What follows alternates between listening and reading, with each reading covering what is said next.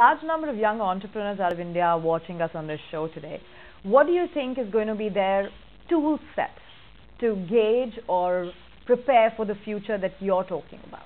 I think the tool set is they have to be intellectual omnivores.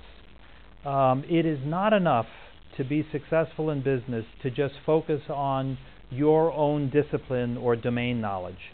That is necessary but not sufficient. So you have to be expert in your own domain knowledge, and then you need the peripheral vision to be able to see the trends that will be shaping the environment in which business will work out its future. At the same time, though, they're obviously not living in a cocoon, so they don't necessarily just have economics driving their situations. Scenarios are changing largely because of what's happening in the political world. What do you think is going to be the definition from an impact point of view in the future decade? Is politics going to trump economics, or will it be the other way? Well, I think politics always has the ability to trump economics. In fact, I think that the biggest conundrum and the biggest challenge to economic growth will be whether or not we are smart enough to create a new social compact between government, business, and labor, or civil society. It is clear that business cannot be successful unless government creates the enabling environment for business, and government cannot deliver on the needs of its constituents unless there is robust, sustainable economic growth. And that's going to require a new alliance and alignment between government policy and private sector development. But still new, despite the fact during the crisis we saw how the relationship was really on the rocks at the same time and hugely integrated without any choice really for the private sector. I mean, the public sector played a huge role in saving economies, no question. participating. No so, I question. mean, then how do you see this evolving? Because even if they have to be difficult bed partners, the point is, how will they manage it ahead? Well, I think this is, again, the big challenge. It's what I call the asymmetry of time and space. Governments and business, in order to be successful, need to be thinking long-term and need to be thinking cross-border. But governments and business often are constrained because of business cycle or political expediency to think short-term and within borders. And so both need to work out an accommodation where they understand that this is a zero-sum game. Either they succeed together or they fail. You've been named among the top 25 top consultants across the world. You've met several CEOs. Are they willing? Are they willing to let go and participate in what is an open-door dialogue with the government? Or have they been cagey? Because there has been an impression that after a comeback in the recession, profitability has gone up, and there's that sense of boast that, oh, we've managed it and now we can deal with it on our own. Yeah, well, I think it's hard to generalize. I meet with a lot of CEOs. I think most of them have been humbled by being caught off guard with the tremendous change and dislocation of the last couple of years. And most of them understand that the bonds of trust have been eroded between borrower and lender, between employer and employee, even between citizen and government. Those bonds of trust, which our society depends upon for its success, have to be recreated brick by brick. And that means it requires humility on all sides of that equation and working together. So regulation and activism then is a huge and integral driver of the future for No question at all. It was, as you recall, the fifth driver among the drivers that I looked at in World Out of Balance.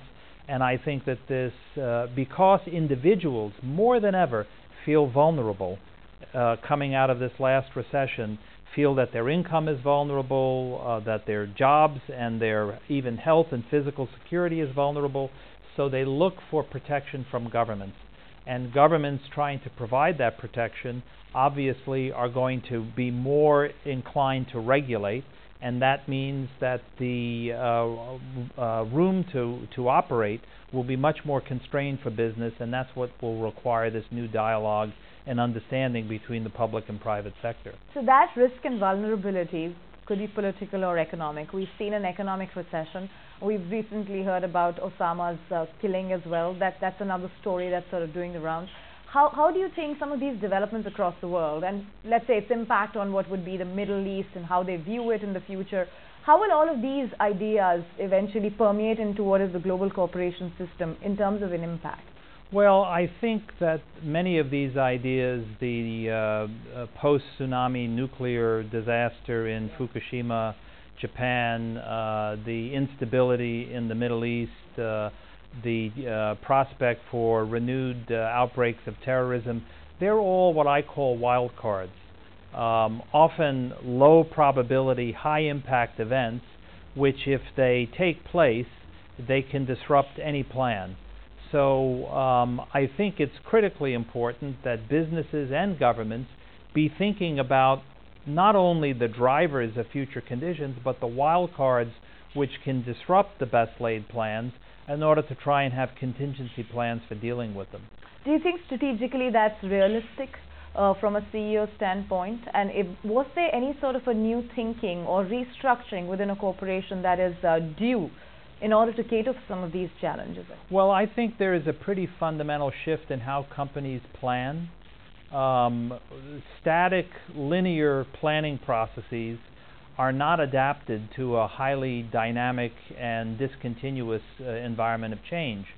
So most companies that I believe are forward-looking are in the process of putting into place scenario-based strategic planning protocols, which give them the opportunity to kind of look through the kaleidoscope and see how different patterns emerge from different ways that the drivers of business dynamics might manifest themselves. To get the same result. Absolutely. And in that sense, then most CEOs, are obsessed even today with the idea of profitability. I think as a consultant, you would realize many people want to say, well, I want to expand my bottom line, I want to get the numbers, and the recession has actually given them the taste of productivity, wherein there is low labor and higher productivity after jobs were slashed and costs were brought down. Do you think that that's something that will take a while to settle? Because at the end of the day, people are getting used to being able to make more money with little cost. Yes, I think that people would now expect consumer demand as being driven really by three factors, I think. Simplicity, sustainability, and self-fulfillment. Consumers want fewer value propositions, but clear value propositions that meet their needs. Steve Jobs would say that one of the secrets to Apple's success is that you could put the whole product line of Apple on one table. So simpler, more direct value propositions. Sustainability, all things being equal, at least in the industrialized world, and particularly Gen Y consumers, would prefer to buy products from companies which they think are socially responsible from those that are less socially responsible. And then finally, self-fulfillment. People are interested increasingly on things that really enhance their ability to feel fulfilled: lifestyle, entertainment, healthcare, education. So that's what's shaping the consumer profile, and it's not necessarily going to be as high growth and opportunity going forward, but it is going to be very careful growth. And those companies that get it right, even in periods of contraction, like Apple, will continue to grow and succeed and perform at high levels of profitability, and those that don't will be displaced. And that's the new reality, isn't it? But with that said, we talked about globalization a bit. Protectionism has gone up significantly, and India in many ways was at the receiving end, because the business process outsourcing story was under threat, technology outsourcing was under threat. Do you think we'll come around this issue and India will not actually see the impact of it drastically? Because Indian companies have been forced to hire in the United States, to hire in Europe, to hire in Latin America, rather than bring work back. Yeah. I think that protectionism will be a function of how easily we get the economic engine restarted. If we continue under economic duress, and particularly at high levels of unemployment, the political pressure globally will be strong for market protection. It's the wrong policy, and it'll have the wrong ultimate impact, but the politics are too compelling for that not to be an easy option for many countries to exercise. Right. So the reset economy that Jeff Immelt keeps talking about is actually in tough times, including higher deficit, lower rates like in the US. In Sure. India and China, higher rates, high demand. We're all in for some sort of a supply shock, aren't we? I think so. The former chairman of the Council of Economic Advisors of the United States used to say, things that can't go on forever sooner or later have to end. And I think there are a number of those imbalances that are still in the system, and even new ones, like the high indebtedness in many industrialized countries, the United States in particular, that absolutely must be addressed. Otherwise, it'll undermine U.S. economic performance, and that'll erode global economic performance.